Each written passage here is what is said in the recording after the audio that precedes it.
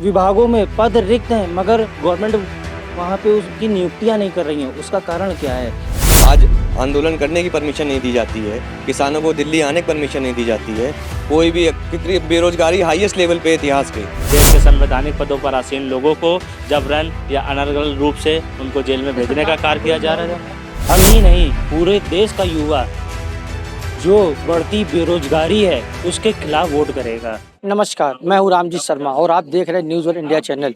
लोकसभा चुनाव का आगाज हो चुका है। ऐसे में सबसे महत्वपूर्ण जो योगदान है वो कहीं ना कहीं युवाओं पर भी जो राजनीतिक पार्टियां हैं उनकी नज़र बनी हुई कि युवा इस बार कहीं ना कहीं वोट को लेकर फायदेमंद साबित हो सकते हैं। पूरे देश की बात करें तो 2 करोड़ युवा वोटर इस बार नया जुड़ा है और कानपुर की बात करें 55,634 वोटर युवा है।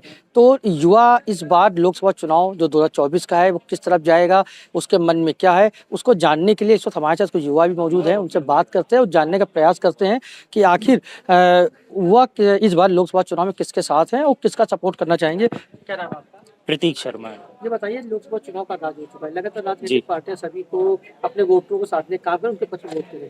तो ऐसे में आप युवा हैं तो आप किसकी तरफ जाना चाहेंगे, किन मुद्दों पर वोट करेंगे? हम ही नहीं, पूरे देश का युवा जो बढ़ती बेरोजगारी है उसके खिलाफ वोट करेगा, जो बढ़ती महंगाई है उसके खिलाफ वोट करेगा। पूरे देश का युवा रोजगार के लिए वोट करेगा।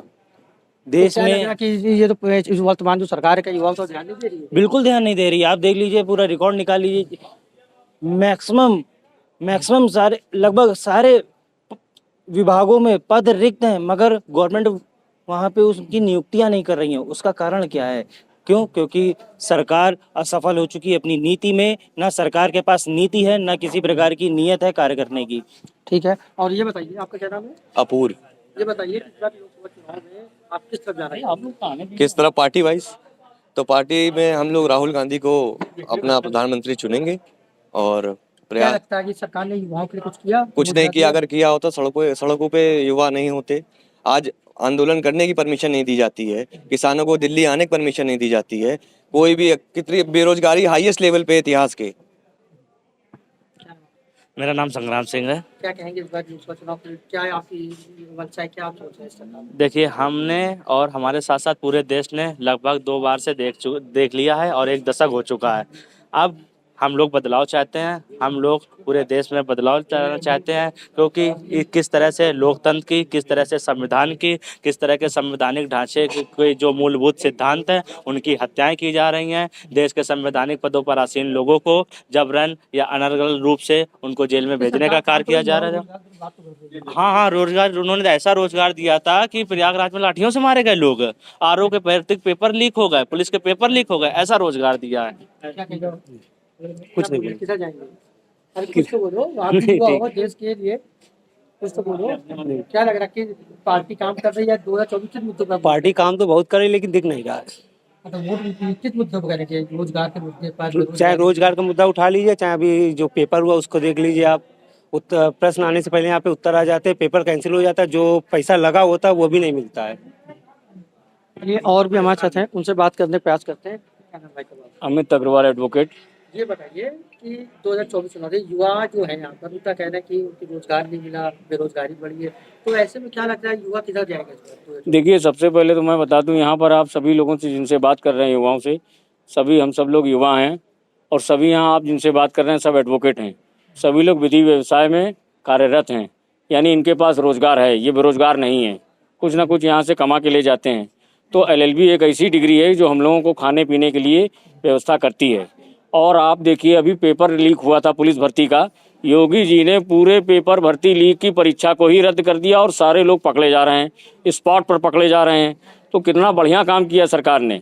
यहाँ पर यह कहना बिल्कुल अतिशयोक्ति वाली बात है कि रोजगार नहीं मिल रहा, काम नहीं मिल रहा। अभी टीचरों की भर्ती हुई और बिल्कुल ट्रांसपेरेंसी हो रही है, कहीं पर भी भ्रष्टाचार नहीं हो रहा है, कोई घूस नहीं ली जा रही है, किसी भी आप विभाग में चले जाएं। तो क्या कहेंगे आप? हम तो यही कहेंगे, देखिए भाई, चुनाव जो भी आ रहा है अच्छा चुनाव हो, अच्छी सरकार आए, चाहे वो कांग्रेस की सरकार आए और चाहे भाजपा की सरकार आए, वो लोगों को रोजगार दे और ट्रांसपेरेंसी रहे। और मोदी जी वैसे वर्तमान समय में जो भी कार्य कर रहे हैं, आप विदेश नीति देख लें, अच्छा काम हो रहा है।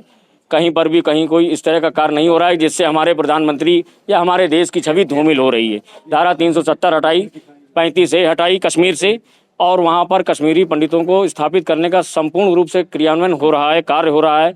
मनोज सिन्हा जी वहाँ के राज्यपाल हैं, बहुत पैनी निगाह से वहाँ पर जम्मू कश्मीर में काम कर रहे हैं। तो कहीं से हमें ऐसा नहीं लगता कि ट्रांसपेरेंसी नहीं हो रही है। और बाकी सरकार जो भी आए वो कार्य करे और अच्छा कार्य करे, देशवासियों के लिए कार्य करे। जय हिंद, जय भारत।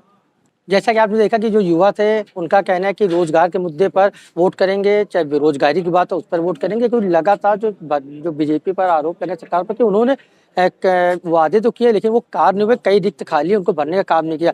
तो ऐसे में कहीं ना कहीं युवा इस बार रोजगार मुद्दे पर और बेरोजगारी पर वोट करने की बात कर रहे हैं। और साथ ही एक और थे जिन्होंने साथ बताया कि सरकार ने काम किया, इस बार जब वोटिंग हो तो इस तरह से होनी चाहिए कि चाहे सरकार कांग्रेस की है चाहे बीजेपी की है, किसी की भी है, वो रोजगारों का और युवाओं को ध्यान में रखे जिससे कि उनका मनोबल बढ़े और वो आगे बढ़ सकें। कानपुर से कैमरा पर्सन नौशाद खान के साथ रामजी शर्मा, न्यूज़ 1 इंडिया।